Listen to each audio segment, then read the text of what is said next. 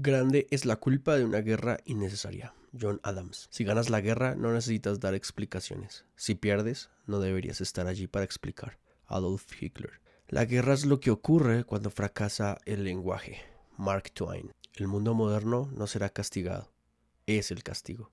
Nicolás Gómez Dávila. ¿Cómo debería pensar un creyente en medio de tiempos de guerra y tan convulsionados como los de hoy? ¿Qué debería pensar el cristiano acerca de la guerra, la paz, el pacifismo y las acciones estatales en cuestiones de seguridad y convivencia? ¿Deberíamos ser más pacifistas? ¿Deberíamos ser un poco más guerreristas? ¿Qué debemos pensar? Hola a todos, mi nombre es Joan y bienvenidos una vez más a mi canal de opinión y pensamiento. En esta ocasión hablaremos sobre la posición de un cristiano en medio de las guerras y qué deberíamos pensar acerca de ellas. Voy a estar completamente basado en mi libro Una redención política, que ya puedes encontrar en Amazon, en Autores Editores y evidentemente en Tienda Iceberg. Bienvenidos.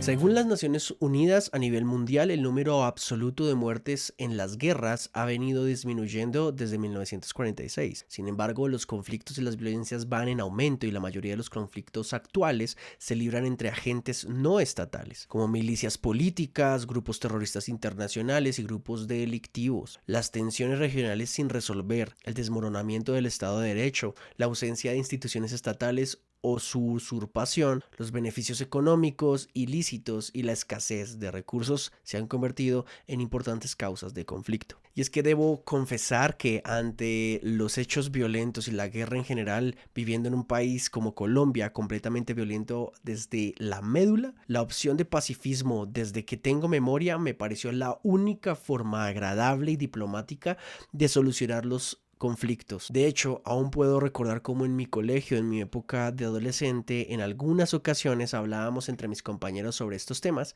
y mi postura siempre era clara al respecto: no violencia.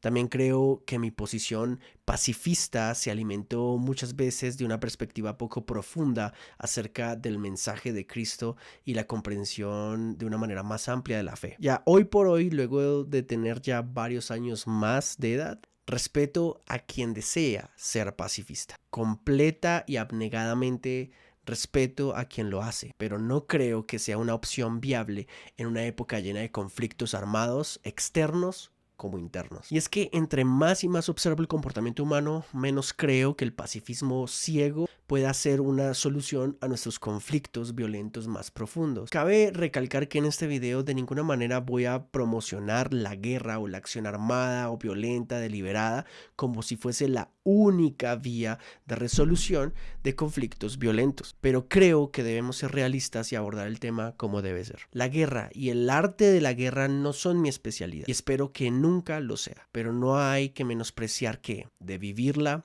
hay que saberla afrontar. Es común escuchar en ciertos grupos ideológicos y políticos de hoy que la abolición de la guerra, la reducción de la inversión estatal en armamento y los tratados de paz total son la única manera de establecer un ambiente completamente pacífico donde el respeto y la tolerancia mutuas y recíprocas cultiven una sociedad pacífica y armoniosa. Sin embargo, dicho postulado es una afirmación gratuita, pues no contempla la naturaleza caída del hombre y su tendencia al mal moral que tanto nos preocupa. Por ejemplo, un país que no tenga guerras externas con otros países, que tampoco tiene guerras internas con grupos al margen de la ley, es un país que no necesariamente debe abolir sus políticas militares y armamentarias. Pueda que no sean iguales a aquellos que viven estos conflictos, pero no sería razonable simplemente eliminar su financiación militar o entregar sus armas, dado que la variable moral de la libertad humana es algo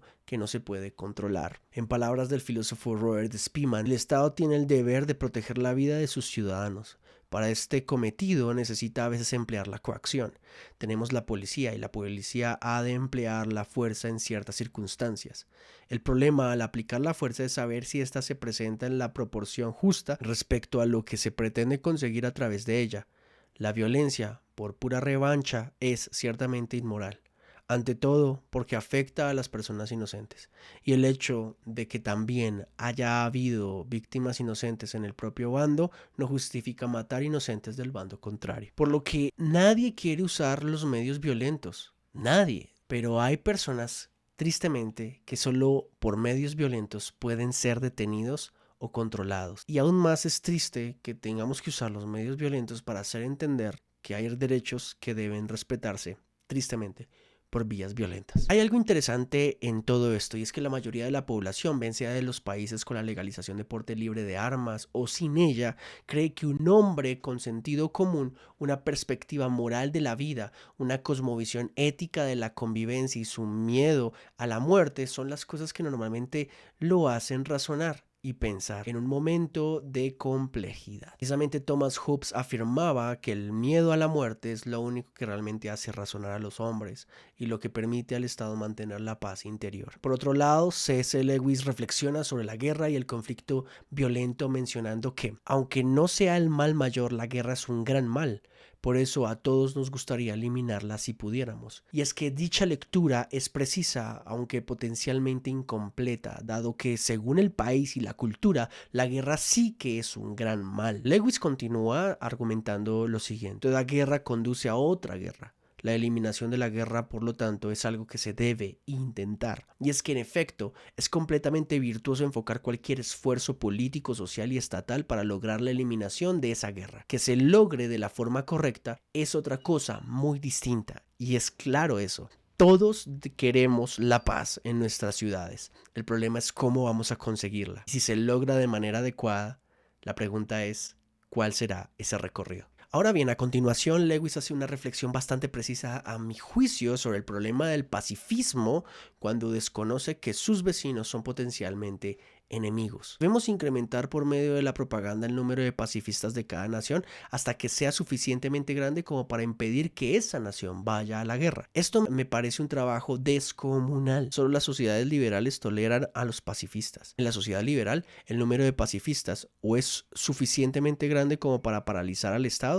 como beligerante o no lo es. Si no alcanza el número suficiente, no se ha hecho nada. Si es suficientemente grande, has entregado al Estado que sí tolera a los pacifistas en manos de su vecino totalitario que no los tolera. El pacifismo de esta clase está emprendiendo el camino directo hacia un mundo en el que no habrá pacifistas. Y es así.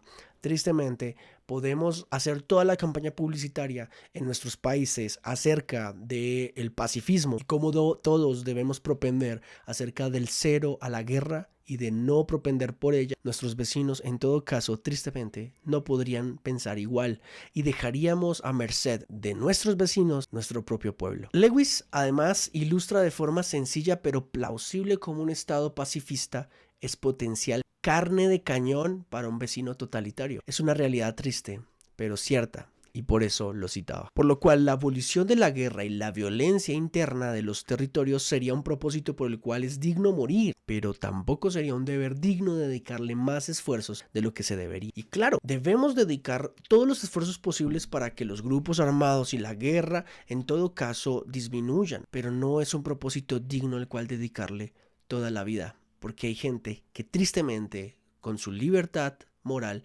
no harán más sino ser violentos y causar daño. Quizás, tratando de ser pacifistas, estemos enfrentando a alguien que no solo no quiere hablar, sino no solo no quiere entender. Y en ese propósito está suprimiendo la vida de inocentes. Hay que actuar al respecto. Por lo que la paz total o la paz mundial no es un objetivo a corto plazo y menos aún alcanzable. Por lo tanto, tampoco es una razón para debilitar militarmente una nación que requiere dichas medidas proporcionales para poder asegurar el bienestar de sus civiles. C.S. Lewis menciona lo siguiente: creo que los mejores resultados se obtienen de personas que trabajan con calma y sin descanso en objetivos limitados. Toda la abolición de comercio de esclavos, la reforma de las prisiones, las leyes laborales o la tuberculosis, no de aquellos que piensan que pueden conseguir la justicia, la salud o la paz universal. Por otro lado, un filósofo colombiano que conocí llamado Stanislao Zuleta diría lo siguiente: para combatir la guerra con una posibilidad remota pero real de éxito, es necesario comenzar por reconocer que el conflicto y la hostilidad son fenómenos tan constitutivos del vínculo social como la interdependencia misma, y que la noción de una sociedad armónica es una contradicción en los términos. La erradicación de los conflictos y su disolución en una cálida convivencia no es una meta alcanzable, ni deseable, ni en la vida personal, en el amor y la amistad, ni en la vida cotidiana. Y si bien difiero enfáticamente en que el conflicto violento no es un bien deseable y digno de ser perseguido, me apego a la apreciación de Zuleta casi en su totalidad.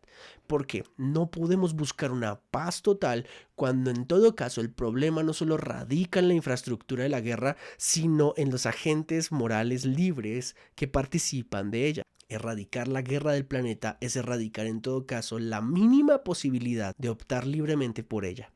Cuestión que es muy difícil en el mundo actual. Por lo que más que la paz total o la utópica paz mundial, debemos perseguir el objetivo de alcanzar una sociedad mejor, que para Stanislao Zuleta es lo siguiente: una sociedad capaz de tener mejores conflictos, de reconocerlos y de contenerlos, de vivir no a pesar de ellos, sino productiva e inteligentemente en ellos, que solo un pueblo escéptico sobre la fiesta de la guerra maduro para el conflicto es un pueblo maduro para la paz. Y es que es Stanislao Zuleta el que reflexiona en las razones por las cuales dicha paz es difícil de alcanzar, diciendo y terminando lo siguiente: ¿por qué resulta entonces tan difícil tomar medidas rápidas y eficaces y llegar a acuerdos serios en una dirección que los colombianos parecemos tan ampliamente compartir? Sin duda porque todo el mundo quiere también otras cosas que no siempre son compatibles con la paz. Quiere imponer sus puntos de vista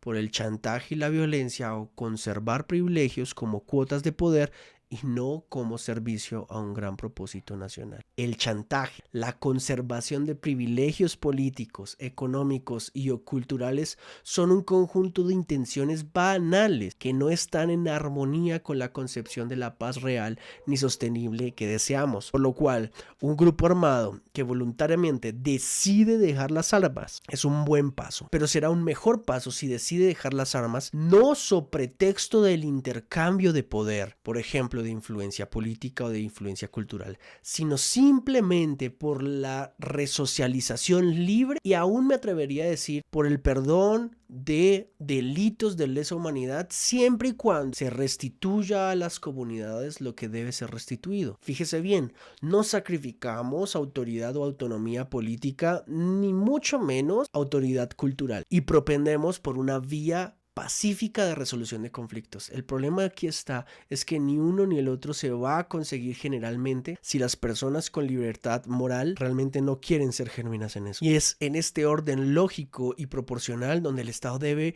velar por proteger la vida de sus ciudadanos que están dentro del margen de la ley. Debe protegerlos fervientemente de todos aquellos que están actuando en margen de la ley, entendiendo que estos últimos voluntaria o involuntariamente han desistido de su derecho, haciendo ilegítimo cualquier forma de reclamo por el mismo. Por lo cual, perseguir la paz es una misión cristiana, tanto a nivel nacional como a nivel local. Perseguirla y demostrarla es un deber cristiano porque Jesús mismo lo enseñó, pero también se enseñó que debíamos procurar el bien de nuestro prójimo. No podemos procurar una paz cuando el bien de nuestro prójimo está siendo azotado precisamente al buscar esa paz, porque mucha gente no quiere la paz por vías pacíficas, sino sacrificando la autonomía de un Estado y subyugando a una población. Por lo cual mi invitación es que evidentemente si en una nación van a adelantar un proceso de paz o en la comunidad van a desarrollar un proceso de conciliación, que seamos los creyentes los primeros en estar allí defendiéndola,